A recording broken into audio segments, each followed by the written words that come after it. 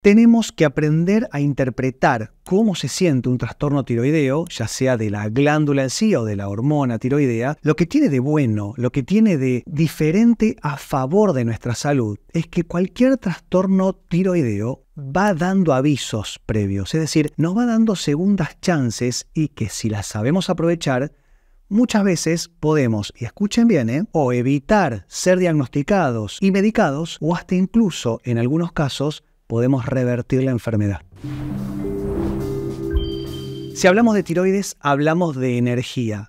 Punto. Y acá podría terminar el video si quisiera, porque es tal cual. Y el cuerpo puede utilizar muchos tipos diferentes de energía, ya sea a favor, en contra o para gestionar la energía. Entonces, en ese orden de cosas, tenemos que entender que la forma, el formato, el camino de la gestión energética en el cuerpo es pero muy complejo, y la tiroides, tanto la glándula como todos sus cofactores, y ahora les voy a contar cuáles son, tienen que estar perfectamente regulados. Y al mismo tiempo, tiene mucho que ver con el sistema digestivo y el sistema sobre todo cognitivo. Para nosotros poder formar la hormona tiroidea, necesitamos varios cofactores. Y sobre todo necesitamos la tiroglobulina, que tiene tirosina, con yodo. Entonces acá es donde la glándula tiroides, que se encuentra en la región de la garganta, ¿no? La podemos palpar muchas veces, incluso cuando tenemos nódulos, nos tienen que punzar. Pero la primera pregunta que tendríamos que hacer es ¿por qué podríamos terminar con un problema en la glándula tiroides si, reduciendo todo mucho y entre comillas muy grandes, lo único que tiene que hacer es unir la tirosina al yodo y ya está, se formó la energía? Pero también hay una enzima, que es la tiroperoxidasa, la TPO. Ahora, escuchen esto. Si podemos entender esto, ya tenemos una gran visual de cuáles pueden ser los problemas. Les hablé recién de la tiroglobulina, que lo que tiene en su interior es la tirosina. La tirosina proviene de la fenilalanina, que es un aminoácido que nosotros ingerimos con la comida. Ahora, ¿qué pasaría si no tenemos fenilalanina? ¿Y por qué podría pasar esto si nosotros comemos bien? Bueno, hay bacterias proteolíticas específicas del intestino que nos pueden estar robando la fenilalanina, por lo cual ya le sacamos un recurso a la tiroides. Y acá es donde podríamos decir entonces, ¿una permeabilidad intestinal o una hiperpermeabilidad intestinal me puede estar provocando un fallo tiroideo? Claro que sí. Y entonces después quizá terminamos con un problema específico de la tiroides o hasta incluso medicados, como les comentaba antes, y nosotros pensamos que el trastorno digestivo era causado por la disfunción tiroidea y era al revés. Entonces acá es donde lo primero que tenemos que hacer es interpretar cómo estamos comiendo y sobre todo cómo está funcionando nuestro tubo digestivo. Por otro lado, hablamos del yodo. El yodo lo tenemos que consumir porque no tenemos nosotros la capacidad de gestionarlo, por lo cual tenemos que ver si en nuestra alimentación, y acá les podemos hablar, no sé, de las algas, o todo lo que salga del mar, pescados, hablamos de algas, hablamos de mariscos y eventualmente, si no, hablamos de yodo exógeno, lo tomamos. Pero no sería lo ideal. Entonces, como les digo siempre, es importante, es mejor incluso los alimentos, los nutrientes de los alimentos reales, no de los suplementos. Y por otro lado, yo les conté que la tirosina se une al yodo a través de una enzima que es la TPO o tiroperoxidasa, que, y escuchen bien, es hierro dependiente. Y acá es donde entramos en el círculo vicioso, que muchas veces tenemos una anemia ferropénica, es decir, no tenemos hierro, nos sentimos con poca fuerza y mucha debilidad y no tenemos fuerza ni voluntad para nada, y nos dicen, es porque tenés una disfunción tiroidea. Pero ¿qué pasaría si es al revés? ¿Qué pasaría si tenemos una baja en lo que sería la ferremia, ¿no? Un déficit de hierro, y esto es lo que no nos permite gestionar bien la tiroides? ¿Se dan cuenta cómo muchas veces terminamos siendo mal diagnosticados? ¿Se dan cuenta de la importancia de hacer una analítica, ¿no? Un análisis de sangre y ver cómo está cada uno de los factores o cómo está uno de los cofactores tiroideos? Porque esto no se termina acá.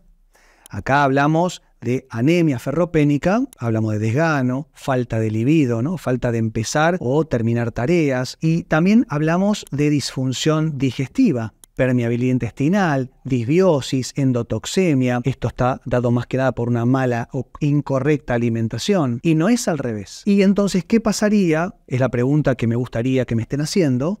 Si dijéramos, entonces, yo tengo una disfunción tiroidea a causa de una hiperpermeabilidad intestinal que no me está dejando incorporar y absorber hierro correctamente, y eso me terminó en una derivación a un profesional que me dijo que tengo que empezar a tomar levotiroxina. Entonces, es un círculo vicioso. No soluciono ni la causa de fondo, ni la razón principal, y estoy suplementando. Es un error, pero sí podemos replantear las cosas. Y créanme que yo lo veo todos los días en consulta con mis propios pacientes, con mis alumnos en mis propias clases. Si hacemos cambios, muy probablemente exista la posibilidad de rever la dosis o la medicación, o directamente planificar en algún momento retirarla, pero siempre muy supervisados. No pueden hacer nada sin tener todo muy claro. Ahora pasemos a lo que son los cofactores, porque como yo les comentaba, ¿no? La hormona sale de la tiroides, pero sale como hormona inactiva en su mayoría, que es la T4. Después, a través de un paso hepático, etcétera, se va a transformar en la T3, que es la hormona activa. De hormona inactiva hacia hormona activa hay un cofactor, ¿no? En realidad es una enzima que se llama deiodinasa.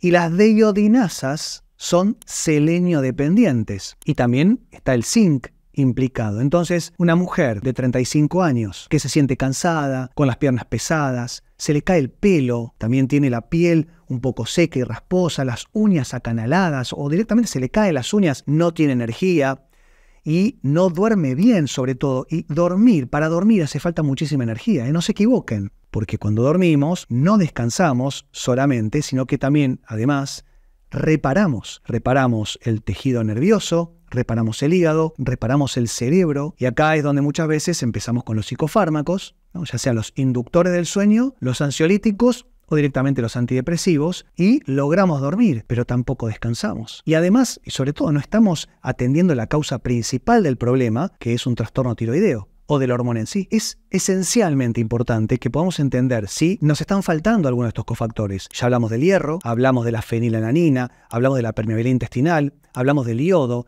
ahora estamos hablando del selenio, del zinc, y también tenemos que hablar de la vitamina B12, la vitamina B9, el hierro en sí, y tenemos que hablar de la vitamina A. Son todos cofactores muy importantes para poder hacer que la glándula funcione bien y todos sus efectos en el cuerpo. ¿Qué pasó ahí? ¿Cómo llegamos a tener una glándula enferma? Y tiene que ver con que muchas veces es una glándula intentando darle mucha energía al cuerpo, el cuerpo no la puede aprovechar por todo lo que les conté antes, o la está desperdiciando en otra cosa. Puede ser hiperactividad mental, puede ser ansiedad, angustia, puede ser un contexto de estrés crónico. La energía tiroidea está muy relacionado a las emociones, a los sentimientos, a las sensaciones. Entonces, acá es donde les quería decir que la glándula va a hacer un esfuerzo descomunal para poder entregarle energía al cuerpo. Entonces, cuando ingresan todas las sustancias de reparación adentro de la glándula